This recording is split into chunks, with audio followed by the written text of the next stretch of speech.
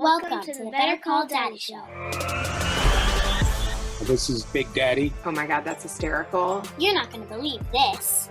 Oh my God. 5 stars. 5.5 stars. Papa. My dad is my hero. Grandpa, are you ready? I love a good happy ending. Oh boy. Ay. It's a phony baloney. And a tit for tatter. Hey, a lot of these things, I don't know where you're getting them from. It sounds like they're coming from when I look in the mirrors. Damn the public. Damn the public.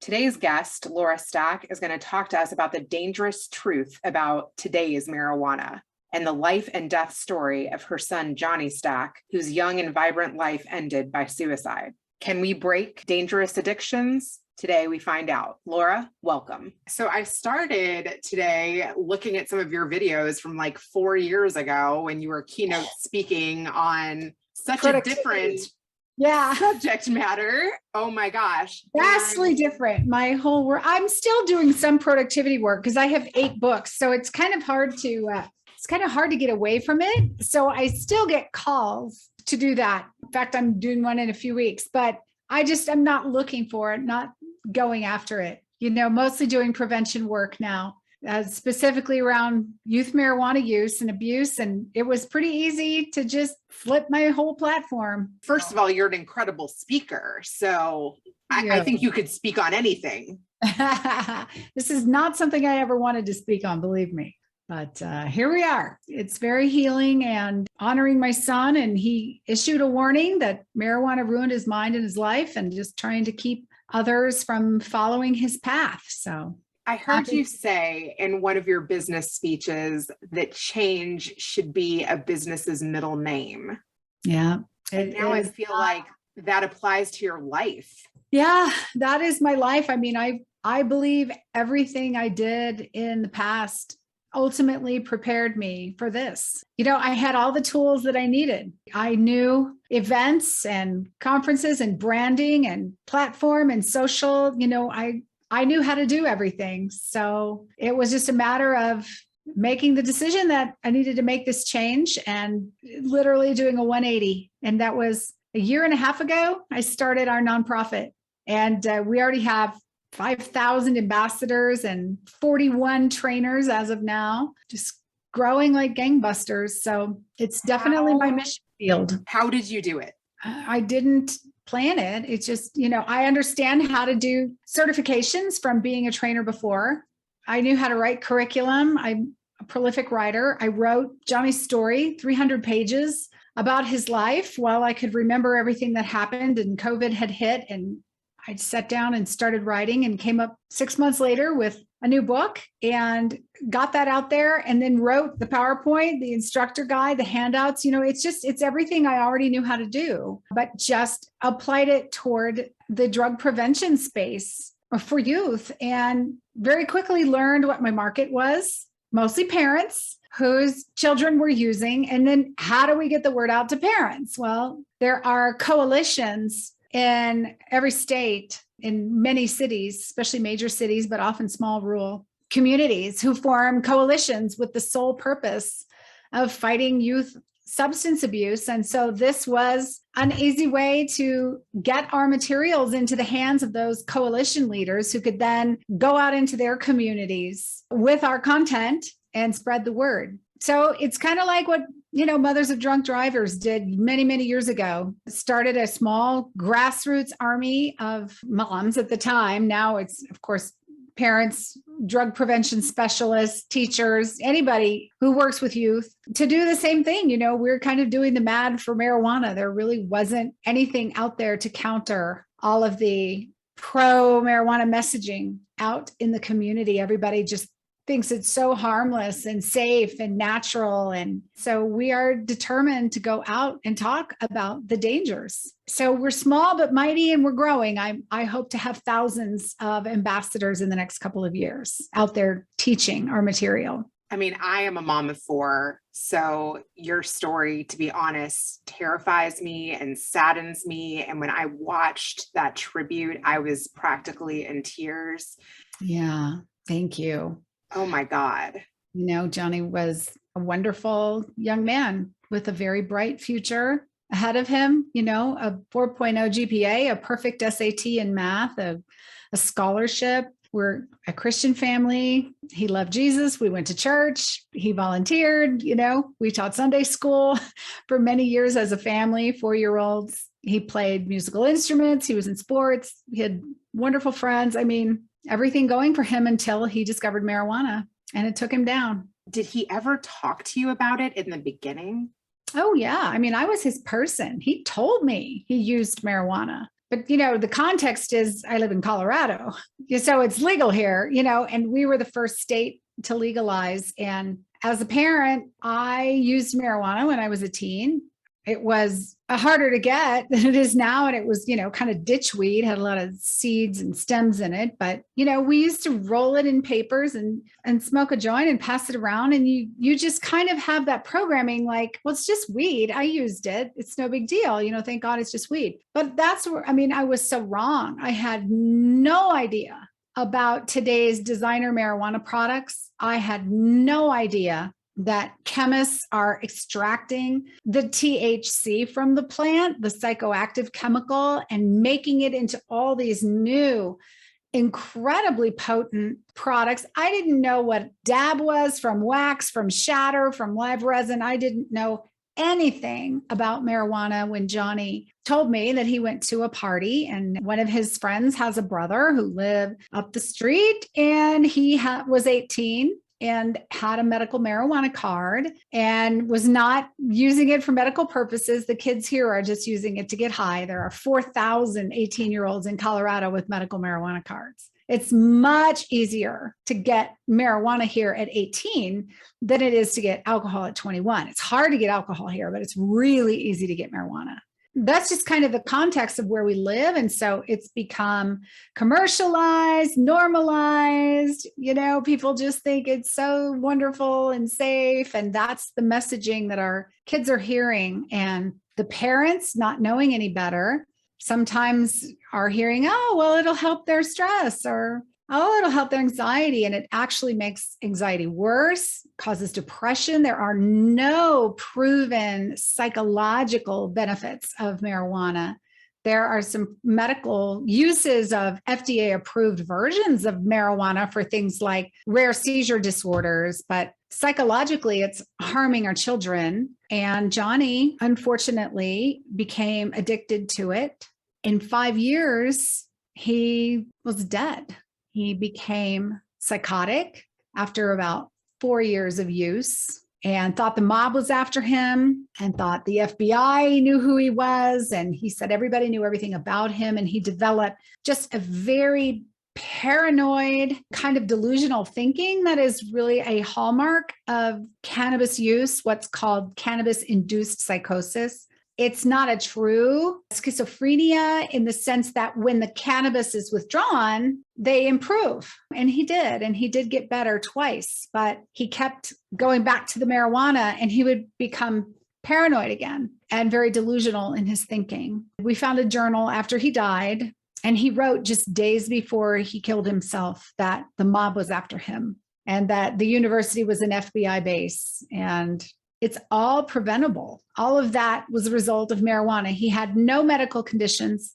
He had no mental health problems. As I said, this was a very healthy, wonderful young man. We have a home-based business for 30 years. We were always home. We were very close as a family. Vacations, all the normal stuff, that anybody talks about, all the protective factors, they were all in place. You just can't chain yourself to your child 24 hours a day. We had to go to school, and I didn't know anything about these products. I didn't know anything. You can't smell them. They're very easy to hide. They have carts now in these vape pens, and the kids will say, "Oh, mom, I'm just vaping." And the parents think they're talking about nicotine, right? And they're talking about THC, very high potency. We're talking 80-90% THC oil in a vape. There are crystals that are nearly pure THC that are just like crack, like the difference between cocaine and crack is the marijuana and these THCA crystals, which are 99.9% pure THC. So we're talking one little tiny dab of this concentrated marijuana chemical can be the equivalent of smoking like 5 or 6 whole bowls of marijuana flower, just hugely, just really high, really fast, off the charts. And the danger of kids is they don't know about the brain impacts. You don't raise your kids talking about there's cannabinoid receptors in your brain and your prefrontal cortex. And when you use marijuana, it binds to the receptor. And we don't, as parents, we don't know all that science. And it actually shows that it thins the prefrontal cortex of children who use it. It changes their brain structure and function and behavior and outcomes. And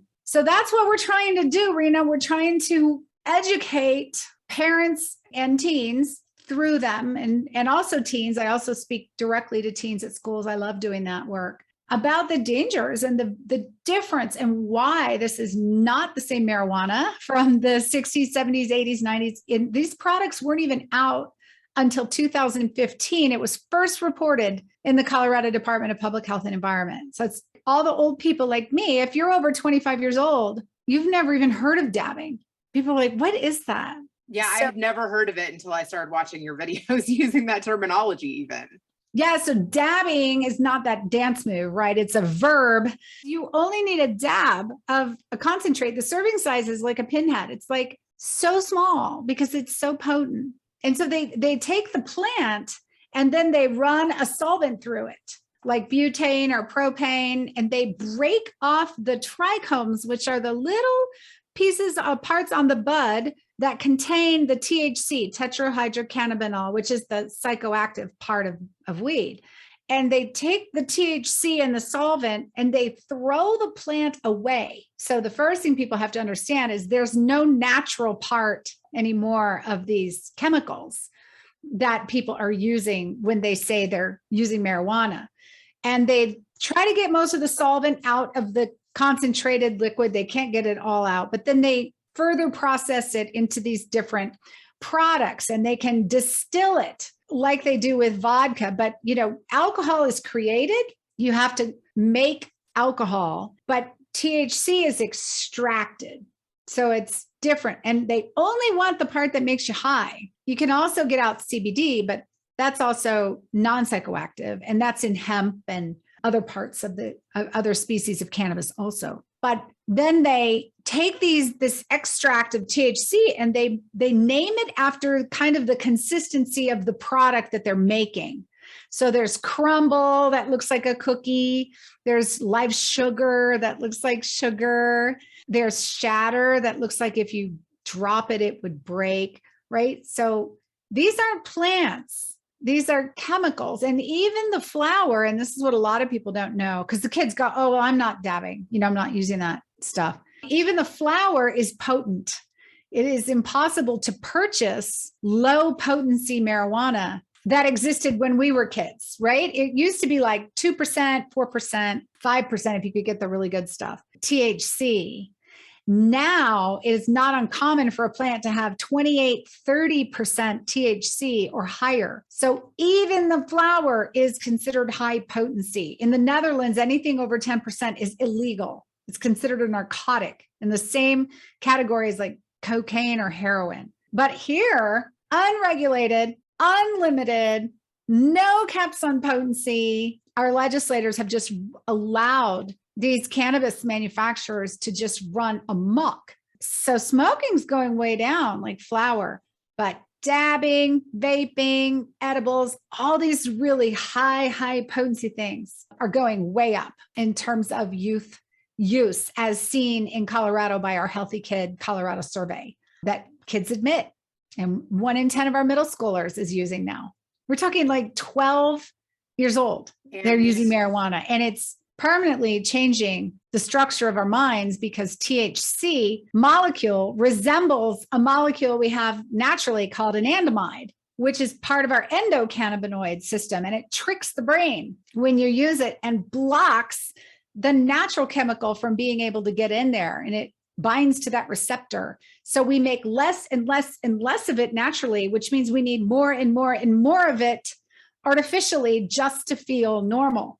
And then you have to use more just not to feel bad. So very addictive. It's estimated that 1 in 3 youth up to 50% are going to get addicted to it who use it, have a cannabis use disorder, and 5-fold increase in psychosis and a 7-fold increase in suicidality. And these are scientific studies. This is not just me spewing data, but there are no studies, zero, none, that show any benefit of these high potency marijuana products for youth.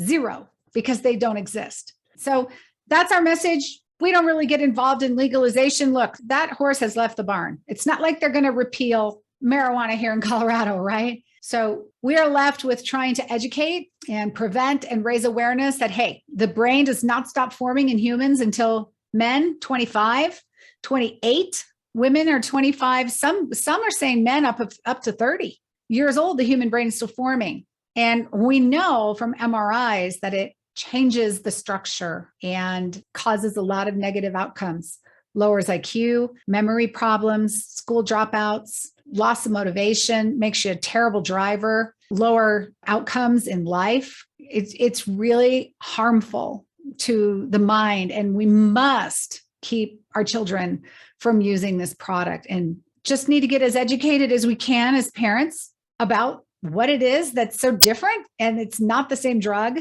that it's so potent, and understand what it does to the brains of our children and be able to explain it to them scientifically, right? The neuroscience, not just don't do drugs, drugs are bad, this is your brain on drugs, but really being able to help them understand why marijuana is so bad and why it's so different. When your son was going through this, did your research begin then? I didn't even know until 4 years after he had started using what dabs were. And I live here, like I am an educated person. I've written 8 books. I'm a world traveler. I'm very worldly.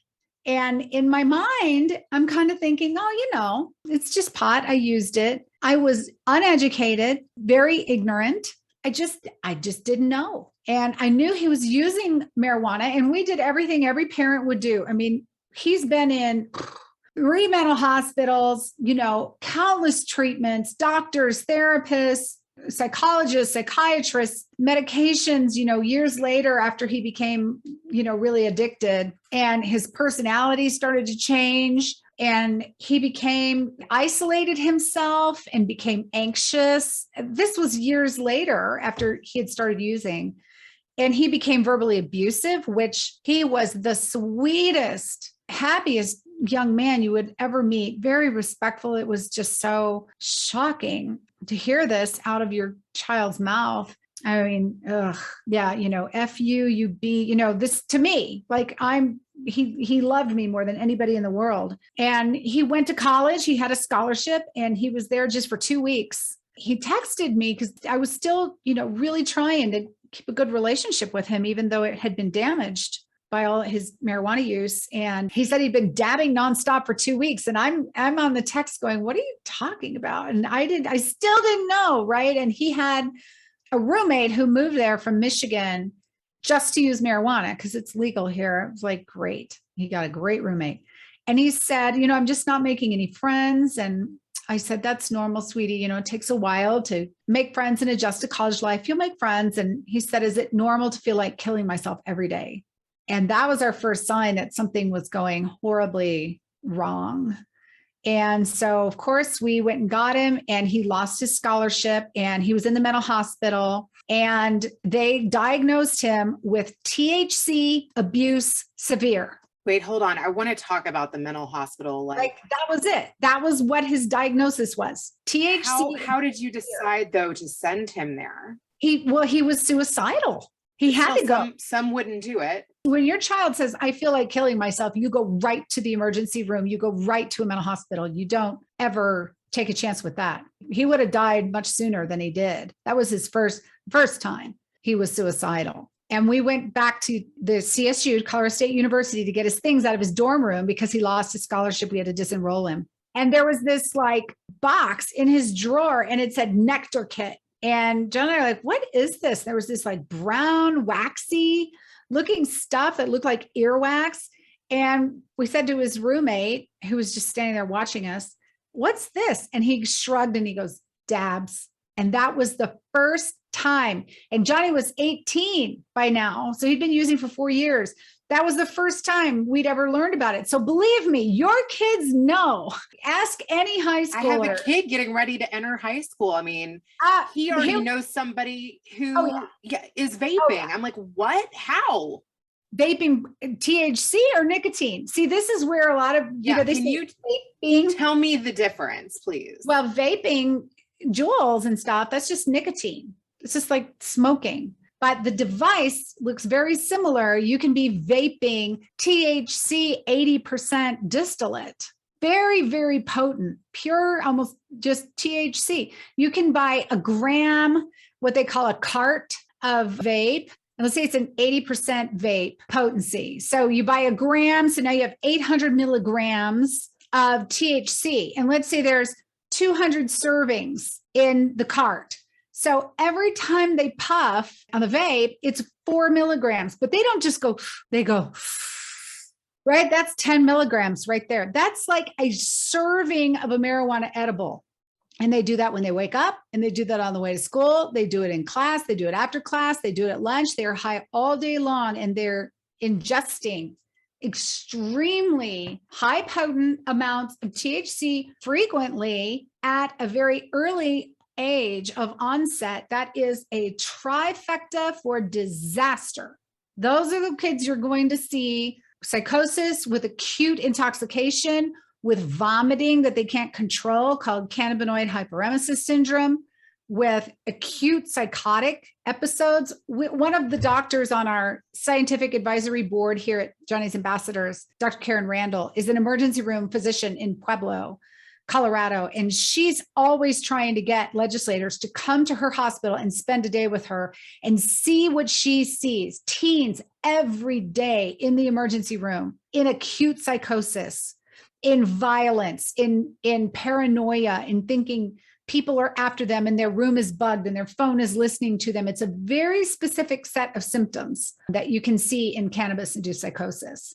And you talk to other parents about their kids that have gone through this? I mean, what has that been like? Right now, we have 176 parents who are in our Parents of Children of Cannabis-Induced Psychosis group right now, 176 across the US. Yeah, there are 5,000 now ambassadors. We have 41 certified trainers out there teaching our curriculum in their communities. We have a hope and healing group for parents who have lost children, so many by suicide, like my son, and then really just trying to help the best we can. Parents come to us desperate.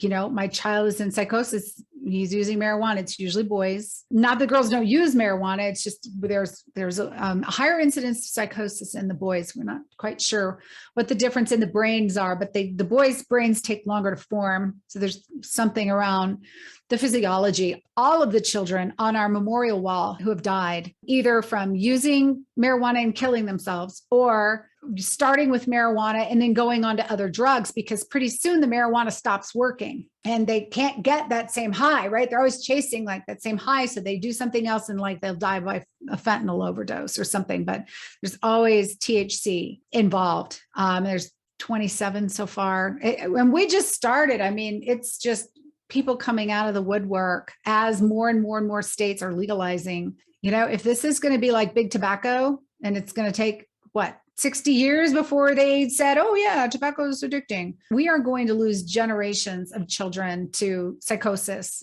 Cigarettes are not good for you. I'm not saying that. Neither is alcohol, right? All those things are bad, but there are so many mental harms of the marijuana because we have cannabis receptors, CB1, cannabinoid 1 receptors in the nervous system in our brains. And they are rich in cannabinoid receptors in all areas. And when you get THC in them, they do things they're not supposed to do. Like the amygdala normally regulates emotion. So when we're afraid, the anandamide goes in there and regulates our heart rate and our processes and all the things it's supposed to do. But when THC gets in there, it overregulates, it's hyper-stimulating, and it causes panic, anxiety, fear, paranoia. And so all of the CB1 receptors in the brain are so different than the effects of alcohol and smoking and all those. So it's not like, oh, this is worse, this is better, I'm not comparing. It's just there are a lot of mental harms that we see in children who use marijuana. So we're really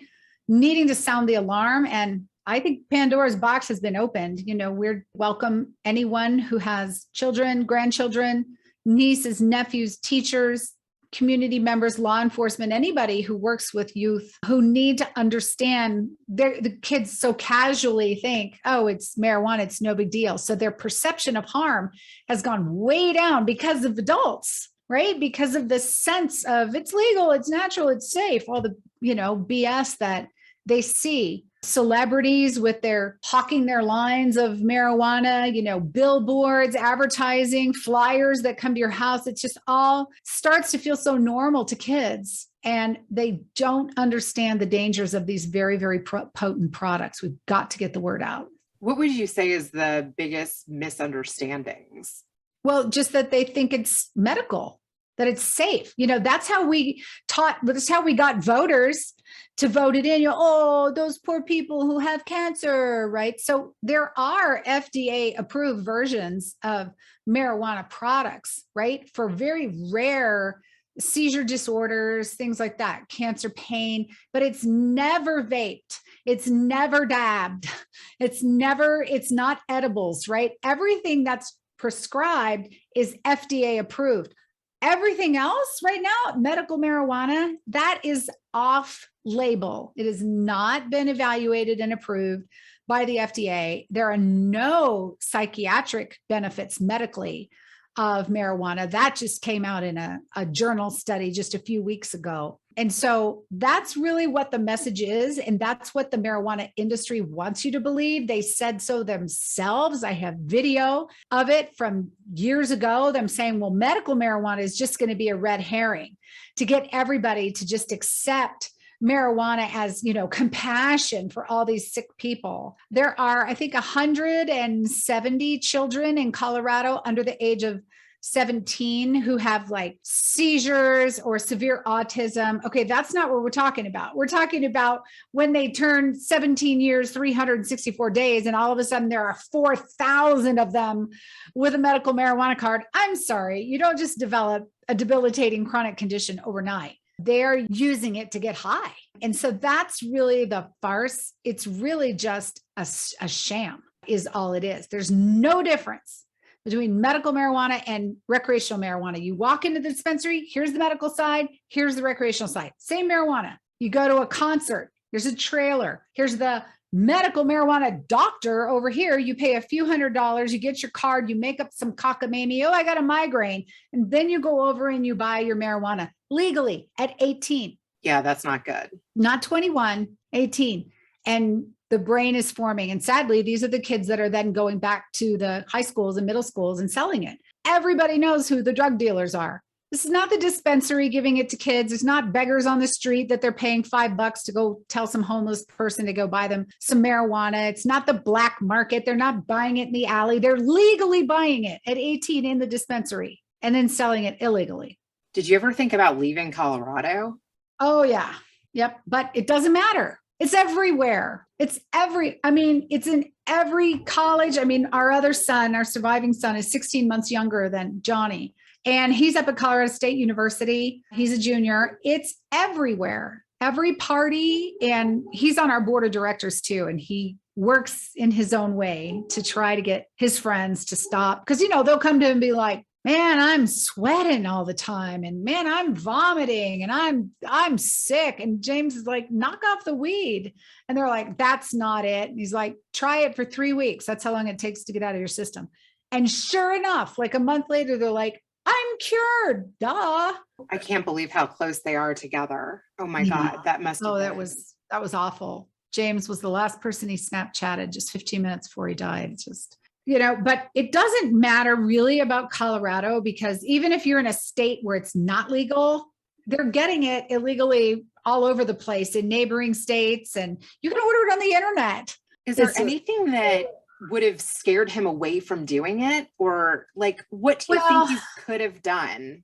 Once he started having really irrational thinking, then he started like, okay, wow, that I am not, because he would stop And then he would recover. When he got out of the mental hospital the first time, I mean, it freaked him out, because the thinking is really scary. And he stopped using, and he didn't use for about 4 months, and he was fine. He recovered. Like, he was my normal, sweet Johnny. When he's not using, his abusive mouth and his behavior, everything changed. And he was like, wow, I am not going to do that again. That was bad. But what is he going to do? Sit around in his bedroom all his life, right? And so he's like, I'm going to try to go back to school. And we're like, I don't know if that's a really great idea, but he decided to go back to a different university, University of Northern Colorado. And he was fine at first, and he was doing well. And then boom, he falls into the dabbing crowd, and he picks it up again. And he had gotten clean, and he was fine. And he had no signs of psychosis or suicidality. And boom, I get a call at 3 a.m. He's saying, my phone is bugged and the mob is after me, just all this stuff again. I'm like, oh my gosh, are you using marijuana? And he was like, yeah, I've been dabbing, and had to disenroll him back in the mental hospital. This went on, and he did that Did he go there willingly? Yeah. Well, later on, no, because then I thought that he would tell me, because he always had, that he was feeling suicidal. But the last time, he did not tell me. He didn't tell me that he was feeling suicidal, because I imagine he knew that he would have to go back to the mental hospital, because they had to eventually give him an antipsychotic, because he was so paranoid from dabbing that, people were after him. We live in a suburb in like South Denver. There's no like mob down here in Highlands Ranch, Colorado, but he would put tape over the back of his phone, because he thought that it was watching him.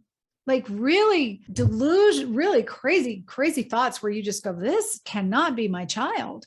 But then when he would stop using, he would recover again, and he would do another university. I mean, we did this several times, and he would go back to using. Eventually, he didn't tell me. Did he talk to his siblings? I mean, they knew. Everybody knew he was a dealer. I found on his phone when he died photos of him dealing on Snapchat. That's how they're doing it. I've heard Snapchat. I've heard Discord. Yeah. His brother and sister didn't really know the extent of how deep he was into the marijuana use. But 3 days before he died, he came here for dinner, and he said, I just want you to know you were right.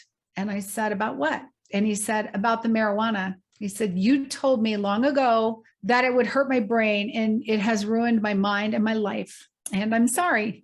And I love you. And that I didn't see as a suicidal sign. I guess I should have. I thought that he was reconciling, because our relationship had been so strained. So I missed it. And he jumped off a building 3 days later. Oh my God, I have chills all over my body. Oh my God. And he wrote in his journal that the mob was after him. Psychosis had come roaring back, because he'd started using again. Yeah, he knew. He absolutely knew that it was harming his brain. And in the end, that was his warning. But it's so addictive. It's so compelling. Our kids just cannot stay away from it. He needed more help, and it was too late to get it to him once he finally realized that. So, we're trying to share Johnny's warning. We want to keep kids from following his path, to have them really understand this is real. Don't think, oh, that'll never happen to me. That's what he thought too. He was brilliant. He was strong. He was popular. He was handsome. It can happen to anyone. It's just not worth the risk. Do you look back at the tribute video and at the pictures and?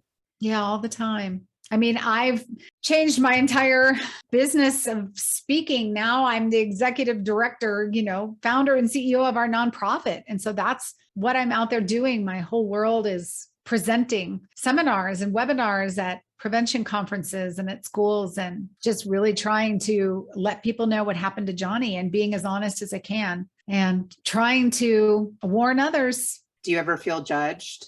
Oh yeah, I get hate mail every day. That doesn't bother me. People say mean things all the time. You're a terrible parent, your son's in hell and blood's on your hands. I mean, it's just not true. So it doesn't bother me. Oh my God. Oh yeah, every day.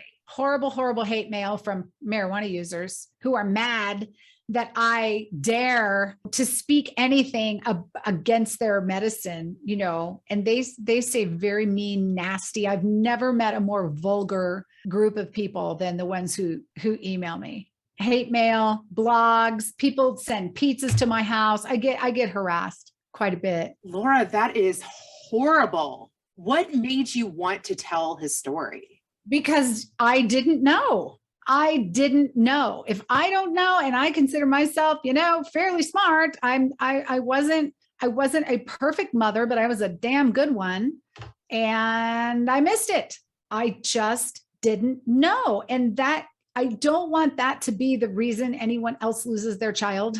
You know, they need to know. They need to get educated. They need to understand. They need to go to the local dispensary and take a field trip. If you're over 25 years old, you don't even know what these products are, and really get aware of what's happening and talk to your child and communicate to them, and do not ever allow any use under any circumstances. And don't use yourself. We know that if a parent uses, their child is 80% more likely to use, up to 90% more likely if it's a father using in front of a child, they're going to use. Don't ever buy it for your child. It's not safe. It is not helping with stress, ADD, anxiety, depression, all of that. It's going to cause, all of those things can trigger psychosis, bipolar. If they continue to use and have continued repeated psychotic episodes, it can convert into permanent schizophrenia, even more so if there are any genetic predispositions. Johnny didn't have any, but many people do in their families. It's even more harmful in those cases. But most of these kids are not self-medicating. They're like, oh, poor kids, they're self-medicating, they're depressed. No, they're not. They want to get high, and they can't get alcohol, so they're using marijuana. It's a big party drug. So don't fool yourself. Don't think your kid is not using. Not my kid. We're Christian. We go to church. You know, my kid has a 4.0. Well, so did mine. All of those things they can be using, and you just don't have any clue.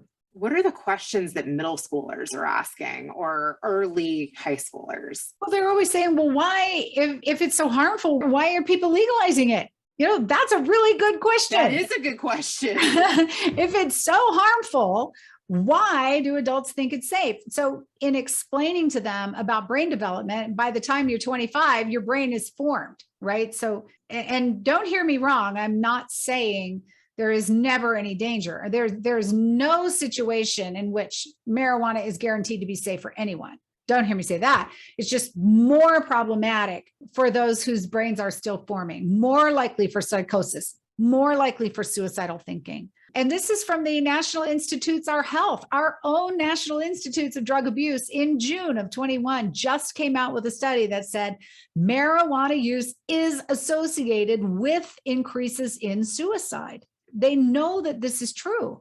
And yet our elected officials are not listening to our own agencies who are out there to protect us and prevent public health tragedies like this one. It is a tragedy that this is happening. And if this gets legalized federally, we are all in big, big trouble.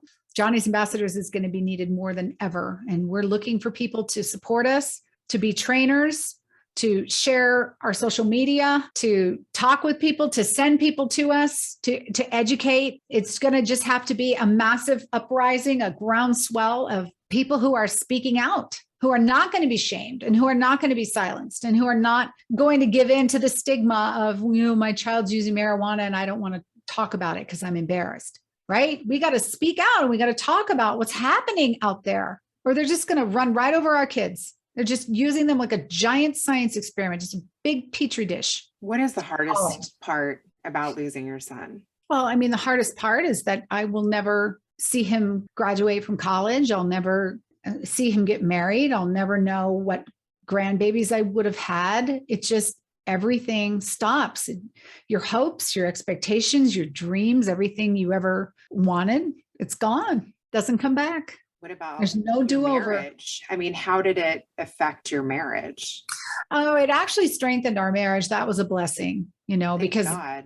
we just leaned on each other and there was no blame. I mean, we both always did the very best we could. You know, we'd always made joint decisions with Johnny, and he was a great kid. He just made really bad choices. Everybody's got good kids. We just have to help them make good choices, which starts with our own education. That's really good. I love that. Talk about some of the resources that your foundation has. Well, we're actually nonprofit. I'm not a foundation. So foundation gives money. A nonprofit asks for money. Okay. So we ask for money. We would love to have some foundations donate to us, however, and support youth marijuana use prevention. So as a nonprofit, we are providing educational resources, mostly in the way of webinars. We have 75 hours so far of 1-hour webinars that we've done with doctors, psychiatrists, chemists, drug experts, just all the people who are trying to provide the science of why marijuana is so harmful for youth. We have an online marijuana curriculum that we've spent a lot of time and money developing from our donors who have contributed, and our scientific advisory board has informed this. We have 8 modules. It takes about 90 minutes. We're trying to get that into schools and youth groups and community groups, courts, if someone gets an MIP or driving under the influence, that they have to take our curriculum, so we're working to get that education out there, and other resources that are, all kinds of graphics. We started a National Marijuana Facts Week. That's in July. So just educational things for people to share. We make it very shareable all over, wherever you are, Twitter, LinkedIn, Insta, Facebook, so that people can join our movement and help share that information. So anybody can go to johnny'sambassadors.org. And there's a join menu, and there's lots of ways to get involved. That's wonderful. I'm also curious, do you have any miracles that have happened along the way? Like, do you feel his presence? Well, I feel Johnny's influence. I feel that his spirit is alive. I feel that his message is making a difference in the world, because we get emails every day, just like I get hate mail every day. We also get love letters every day from parents whose children were saved, messages of thanks, messages of, I didn't know anything about this until I met you and read, your blog or wherever they meet me, or your book, and got my kid off marijuana. And here are the positive things that have happened. Kids who were suicidal, in psychosis, in mental hospitals, who have recovered only because their parents now know that, it was the marijuana all along that was causing all this. And once they got their child sober and recovered 4 or 6 months later, the brain is very plastic, so it can heal. That's where I see Johnny, and I'm just happy to have a charity that we've named after him, so that we can keep his message in front of the world and keep his spirit alive. That's where I see him every day in everything I do. That's really beautiful. Yeah. Is there anything that you would tell parents that are going through what you went through? Yes, get help. Don't try to do it yourself. You need to get a professional interventionist who can get you the right level of help that you need, right? Is it detox? Is it a 30-day inpatient rehab to get the THC out of their system? Is it a 90-day longer how to live without THC in your life? Is it a sober living program? Do they need to be in a recovery high school or an alternative school, right? What is it that's really going to help your child not use marijuana and to be substance free? And it takes a lot of work to get these kids off marijuana. It's so addictive and it's painful to stop using. It's called CWS, cannabis withdrawal syndrome. It's very real. It's documented in the DSM-5, the Bible of psychology that's used out there, that there are withdrawal symptoms because it is an addiction. And it's very hard for kids to do it on their own, and just to understand where they are in that stage and to help them through it and to help them be sober. You got to get them to 25 years old. You got to get them through the brain formation part without substances. And you got to link arms with them and hold their hand. And it seems like a lot of work just when you're tired of being a parent and, you're ready for them to be independent and move on, right? You gotta keep on them. What was your relationship like with your parents? I grew up in the military, and my father's a retired colonel. I grew up in Colorado Springs on the Air Force Academy. My father taught ethics and morality of all things. My mother is a psychologist. So I grew up in a very strict Catholic military family. I mean, we were more afraid of our parents than we were of the police, if you know what I mean. Like, your parents said, that's the end of it. Like, that was the end of it. It was it was just a very different existence. We could get in huge trouble, if we got caught using marijuana. The kids today just, I don't know, they just get by with so much more. They just don't seem to have the same kind of discipline that I had, and boundary setting, and parents having very strict rules. No, you may not use. That is not acceptable. And I'm going to keep track of you. I'm going to search your room. I'm going to drug test you. I'm going to know where you're going and who you're with, and if our parents there. I'm going to keep your phone in my bedroom at night to charge it. Like, parents aren't willing to do the hard work because they want to be friends. They want to be buddies with their kids. But as soon as they turn 18, Johnny withdrew all of the consents. I couldn't get into his parent portal at school. He stopped. I couldn't talk to any of the teachers. They couldn't give me any information. He withdrew all the consents from his doctor, from the university. They changed dorm rooms for him, and I didn't even know it until he had moved, because I wasn't allowed to know because he was 18, which is also a horrible thing. You can't, as a parent, get help for your mentally ill child once they turn 18, because now they have all these rights. So it's just different. It's just very different from when I was growing up. Also didn't have the kind of marijuana back then that we do now. That's why you didn't see all the psychosis from marijuana. Everybody just thinks love stock, love and peace. And it's not that way. It's called psychosis. And so it's suicide now. I also feel like when teens start isolating, it's like them wanting to grow up and do their own thing. And yes, I try to get my kids to take their phones out of their room. It starts with little things. Yeah.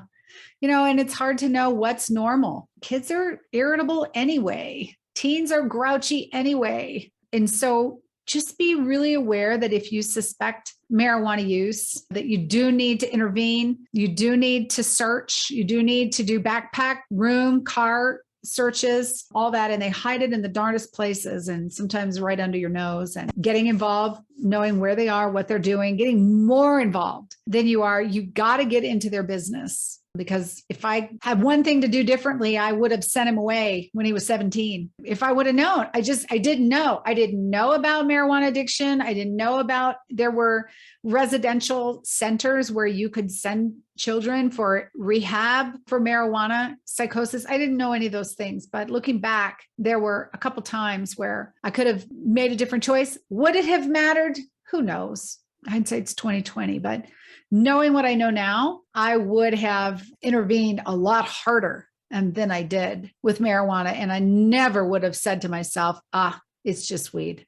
I never would have said that to myself. It would have been immediately, I would have been all over it. I don't know what it's like to be a teen today. It's got to be very difficult.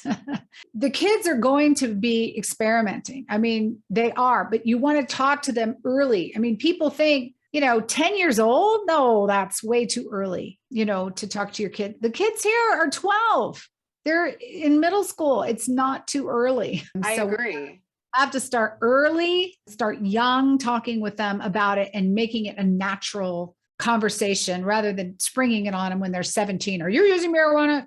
What resonates with them though? Like what gets them to realize that it's dangerous? The science. They don't resonate with drugs are bad. Don't do drugs because I told you not to, but they do resonate with the science. Here's what's happening in your brain when you use it. You only have one brain, they resonate with, did you know, by the way, that the marijuana industry is owned largely by a few rich white men and that are basically also a repeat of big tobacco? And did you know that the marijuana industry is marketing to you because they need 18 to 24-year-olds to be addicted, because 4% of the users buy 65% of the product?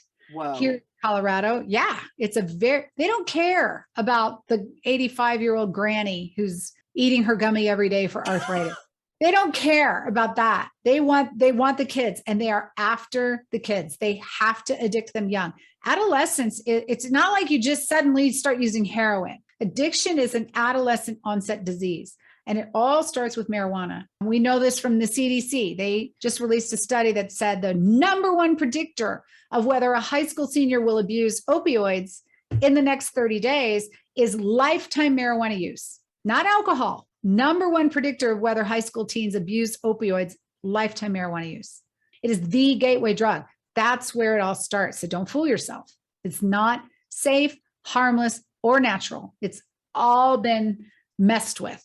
This is super informative. Thank you. Thank you for letting me share. Is there anything that I didn't ask you that you would like to share? I would just encourage people to join us, no matter how small or big that is. Of course, we take donations, but it's not even just monetary. It's going and talking to your children, connecting with us, subscribing to our newsletter, getting with us on social media, and just tell one person, just tell one parent. If you're listening to this right now that you heard Rena's podcast and this is what you learned, just tell one person. That's the kind of critical mass that we need to start. You don't have to be like I am out in front of thousands of people pounding the pavement and giving speeches, but you can make a big impact on just your small circle of friends and young ones. I can't wait to hear what my dad has to say about this. Get a copy of my book, The Dangerous Truth About Today's Marijuana, Johnny Stack's Life and Death Story. It's on Amazon. If you see any similarities at all with Johnny and your child, please get help. I think that you have a very important message, and thank you so much for sharing it. And yeah, is there anything that you'd like to ask my dad? Did he ever use, and would he ever use now? Because my hope is after he hears this, he would never touch the stuff again in his life. Thank you. Thanks, Rena. Now, let's switch it over to Grandpa. This is a very interesting subject of addiction, whether we're talking about alcohol or whether we're talking about tobacco or we're talking about marijuana or we're talking about opioids or we're talking about other types of drugs, is that human beings are emotional beings. And unfortunately, we all have flaws or character flaws, and we ride the highs and lows of life. And we think that all of these things that we just mentioned will make us feel better or feel good or make us fit in with even peer pressure and crowds is also an addiction, because we all want to be loved and we all want to be attended to with attention. She brought up that she could help her son more with the relationship when he was between 17 and 18 than after he was 18 and he'd already been through a treatment or a rehab. He wasn't so excited about that. And if a person isn't really cured of certain issues or certain addictions, it becomes sometimes increasingly more difficult to resolve them as time goes on, as we know with many other examples that we've experienced. And it can lead to a very bad result, especially when it's quiet and kept undercover. So, Laura, you're doing the right thing now, is that you want to give other parents and other people a history of what you've gone through, not only set the warning signs, but to actually, you have to stay on top of your game very early in the equation and very restrictive, but you certainly have to make sure that you get fire in the hole, that you really put a stop to it at a very early stage, because it can get out of control. And unfortunately, there's been a lot of young people that have paid the consequence with their lives, where people haven't been able to prevent this inevitable catastrophe that we can see is coming. I certainly feel for you to lose a child, especially one with tremendous potential. And I've been around people and I've worked with people. I've seen people's families experience similar overdoses. But what's interesting is that the marijuana that you're talking about, I think all of us experimented with it, including yours truly. And yet I have family members that are still on it. And not only has it become an example for the children, but when the parents continue to do it, I agree with you. The kids not only pick it up, but they'll pass it on to their children and their children's children. Just like alcohol, it can be passed on, where you have alcoholics in your family for generations. And part of the theme of our show is, what do we do for our generational legacy? and setting the best example and showing that we can also avoid certain temptations and be able to show that we can rise above that. We want to be able to pass on to our children and to our children's children. And your voice on this show is a helpful reminder of what we have to do if we want to be able to have a future.